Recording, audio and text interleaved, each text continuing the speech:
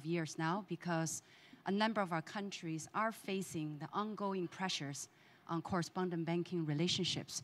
So I talk very briefly about our work in this area, focusing on technical assistance and training, and also talk a little bit about our collaboration with FSB and IFC and other partners. So for us, the IMF Executive Board endorsed a multi-pronged approach to help our member countries really address the CBR challenges. So we have been monitoring trends and also collecting data to assess the macroeconomic and also financial stability impact on our member countries. Also have been following and monitoring the drivers as well as the risks to better understand the phenomenon and providing policy advice in the context of our surveillance activities. So talking about the technical assistance, we have a pretty extensive technical assistance and training program to really help our member countries strengthen their regulatory and supervisory frameworks, including on AML-CFT. A couple of colleagues already mentioned that the drivers behind CBR withdrawals or pressures are multiple and vary case to case. But weak AML-CFT regimes have been identified by many global banks as one of the key reasons for them to terminate CBRs. So we currently have 34 projects in 39 countries. As you know, we can only provide technical assistance to public sector, meaning country authorities. So we cannot provide training or TA to the private sector. Our TA program consists of several elements. First, we have general AML-CFT projects ranging from helping country with legal drafting, legislative drafting, to national risk assessments, to national AML-CFT strategies, and to helping FIUs to strengthen their capacity, just to name a few. We also have TA programs targeted to address specific CBR pressure points.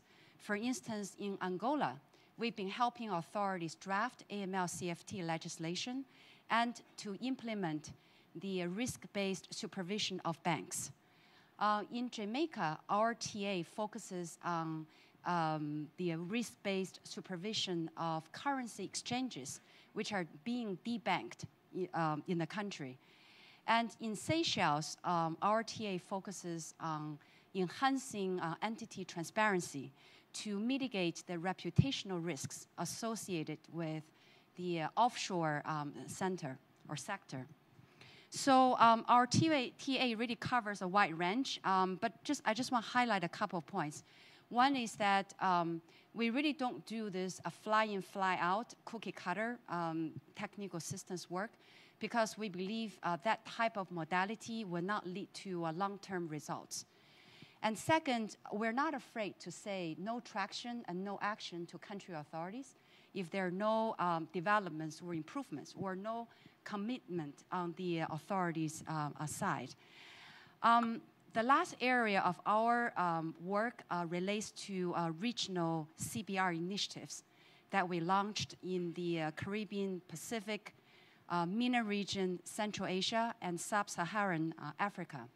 So basically, we brought together the regulators, supervisors from the affected countries as well as from the countries that where the global banks are based, and global and regional and also local banks, as well as other IFIs, MDBs, and FSB.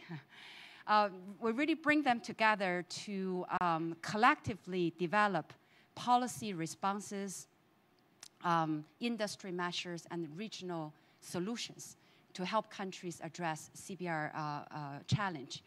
I think this reflects our recognition that regions tend to share some common drivers, and also they face similar challenges. So in that regard, I really want to thank many of you sitting in the audience. I think your banks are also contributing to our effort. Let me just say one word on our ongoing or existing or future plans in terms of collaborating with other institutions, particularly IFC.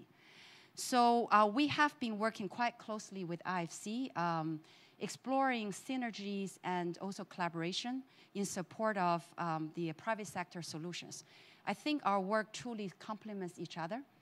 And for instance, we see a real value in FSC providing technical assistance and training to the private sector, and that really help banks implement the FATF standard.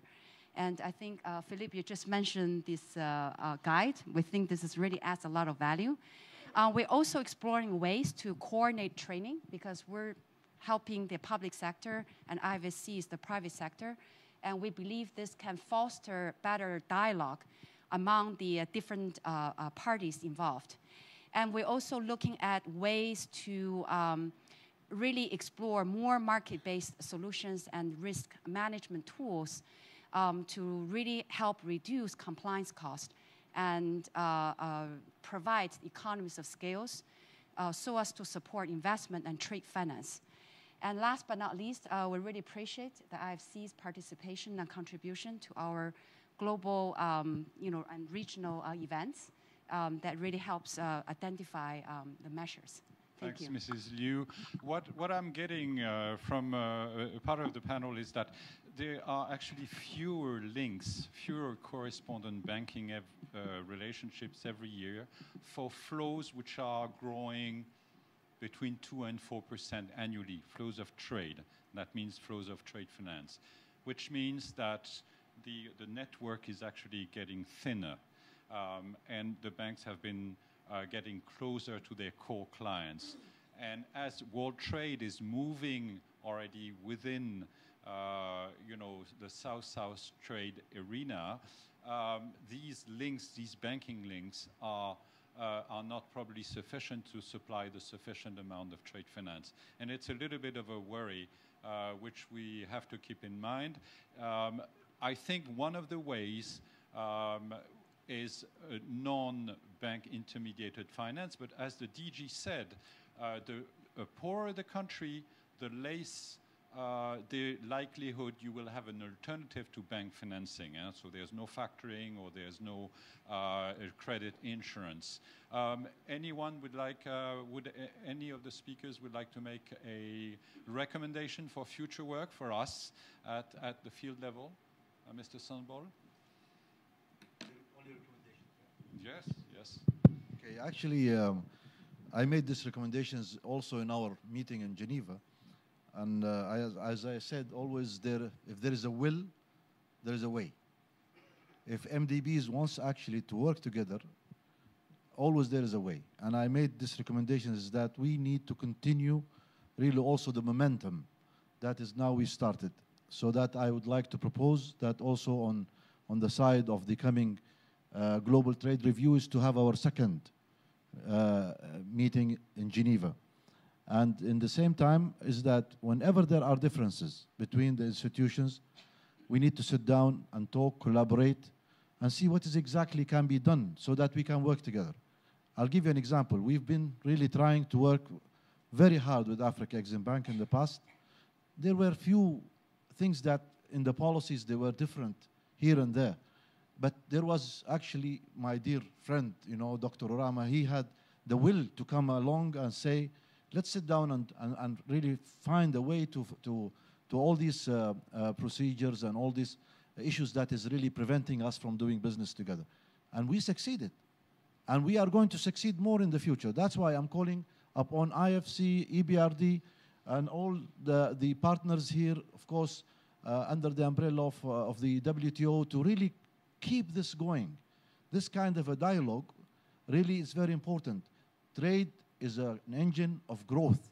Trade is, whether we like it or not, and now it's becoming really a fact that we cannot do without trade. So that's why I would like to recommend these two things. And also we would like final recommendation is that we are also inviting also the MDBs to come and participate with us in these specialized funds. We'll be very happy to be investment partners with IFC. And we will be very happy to do, let's sit down. If there's an obstacle, we can find a way to do it. And this is my final recommendations on this. Thank you very much. Dr. Rama. Basically the point, leveraging resources by inter-institutional Yes. cooperation. Yes, thank you very much. Touch on that, and he has said a lot about that. But you said something that is really a crux of the matter. Trade finance gap is a problem of developing countries. The developing country trade is expanding. Attempts are being made to create banking relationships amongst developing countries. What the MDBs should do, and the collaboration I think that will work, is a collaboration that capacitates developing country banks to finance developing country trade in the south-south direction. Who will know a